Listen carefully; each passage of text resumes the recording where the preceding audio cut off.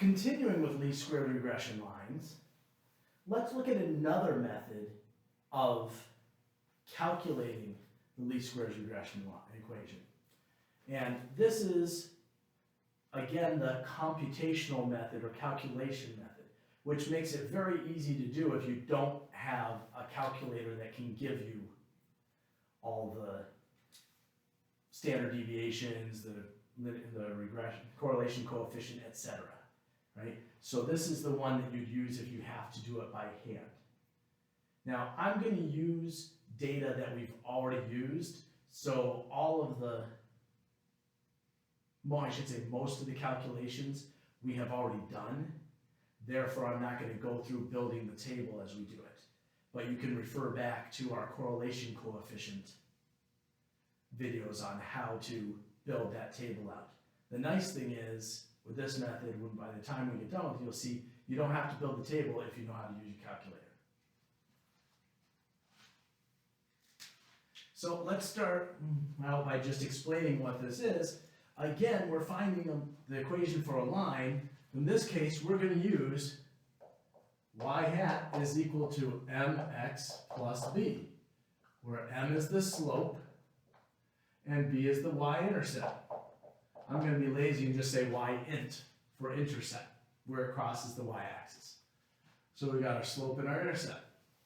Now here's where it gets a little more complicated than it was with the other method.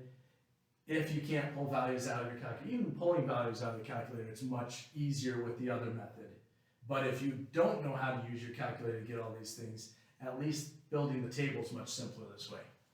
So the first thing we're going to do is we're going to find the slope, and the slope is equal to, and this may look a little familiar to you, n times the sum of xy minus the sum of x times the sum of y over n times the sum of x squared minus the sum of x squared. Now I said this may look familiar to you. If you remember the correlation coefficient formula using the computational method, it was n times the sum of xy minus the sum of x times the sum of y over the square root of n times the sum of x squared minus the sum of x squared times the square root of n times the sum of y squared minus the sum of y squared. So basically we've got the same numerator, and then we've got what was under the first radical in the denominator.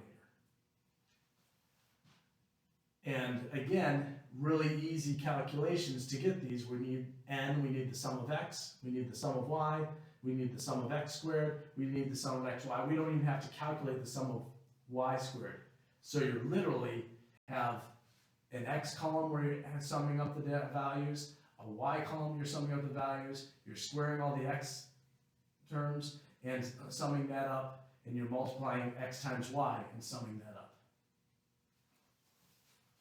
Then to find the slope, the intercept, we do the same thing we did with the other method, that we just say y bar minus mx bar, right? We just solved this for the intercept and use the point x bar, y bar, because we know that's going to be on the graph, and the slope that we calculated here. Then once that's done, we just build our formula, y hat is equal to mx plus b, and put that together. So, well, we need some data, so we're going to use data that we've used before. So we got x and y, and that's the data where we have 11 and 20, 8 and 21, 8 and 21, 16 and 12, 15 and 16, 7 and 23. So we have those. Now, to show what we would do if we were going to actually go through all the calculations, we would need to sum up x and sum up y. Well, that we can do, right? That's 57 and 92. We would find x squared, so we can even go through it because it's not really that much work. 11 squared is 121, 8 squared is 64, 16 squared 256, 15 squared 225, 7 squared 49, and we get our sum of x squared, right, which is equal to 715. And we need x times y. So 11 times 20 is 220. 8 times 21, 168. 6 times 12, 192. 15 times 16, 240. 7 times 23, 161. And if we sum those up, we have the sum of x, y is equal to 981. And n is equal to 5. And that gives us everything we need to plug into that formula. We're still going to need x bar and y bar. So 57 divided by 5, 92 divided by 5. So x bar is equal to 11.4, and y bar is equal to 18.4. So there we go. We just quickly flew through all those calculations. Now remember, if you know how to use your calculator, you can just pull all of this right out of your calculator and you don't have to build that table. But if you don't know how to use your calculator, or you don't have a two-variable calculator, then you have to build this table. But look at that. That really wasn't bad. So now we just start plugging in. M is equal to n times, so n is 5.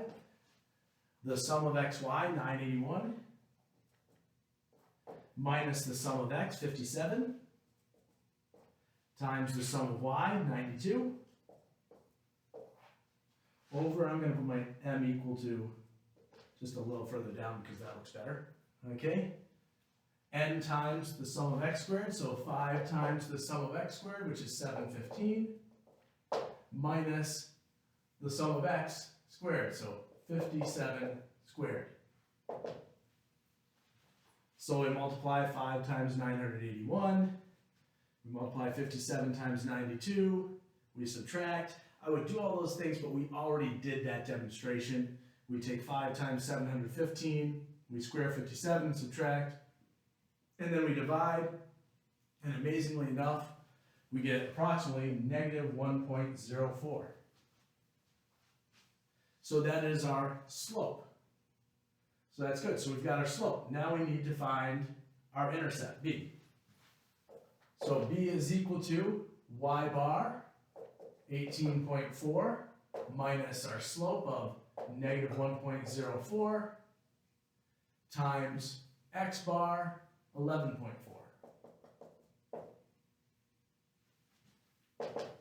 So we multiply 1.04 times 11.4, and then we add that value to 18.4 because if we subtract a negative, that's adding, and we get approximately 30.25. So there's our y-intercept. Now that we've got that, y hat is equal to m, negative 1.04x plus b, 30.25. And we have our least squares regression line. Now remember, as I said, well, what do you really need to show to do this?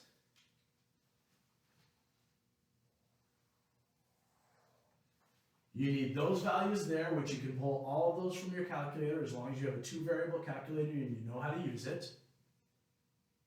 You would need to show that you can, with this, you'd have to show that you can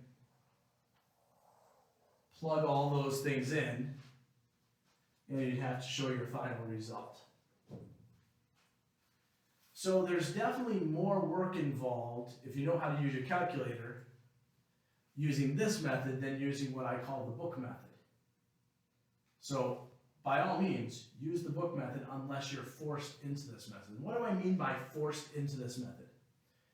Well, if you're given the raw data, 11, 20, 8, 21, 16, 12, 15, 16, 7, 23, then you can choose which method you want to use. If you know how to use your calculator, boom, you can get the answer. Sometimes that's not the case. Sometimes you are given what we call summary data, or summarized, or I should say summary statistics. So you're given summary statistics, which means you're given the summations and the means, and you have to calculate the correlation coefficient from that. It's not the correlation, the linear regression equation from that, which means you'd have to plug it in and do this, because once you're given this, you cannot use the book method. Other times, maybe you're given x bar, y bar, s of x, s of y, and the correlation coefficient, which forces you to use the book method, because from that you can't do this method.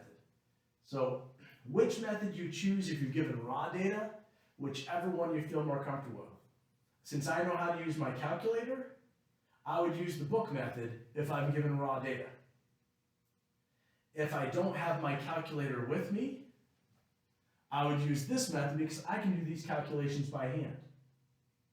Or if I was stuck using a single variable calculator, if I had a TI-30XA that was only a single variable, I would go for this method because I can go through these calculations quickly and I don't have to find the standard deviation. I don't have to find, of course I could, single variable calculator, I could find the standard deviation, but I don't have to find the correlation coefficient to get there.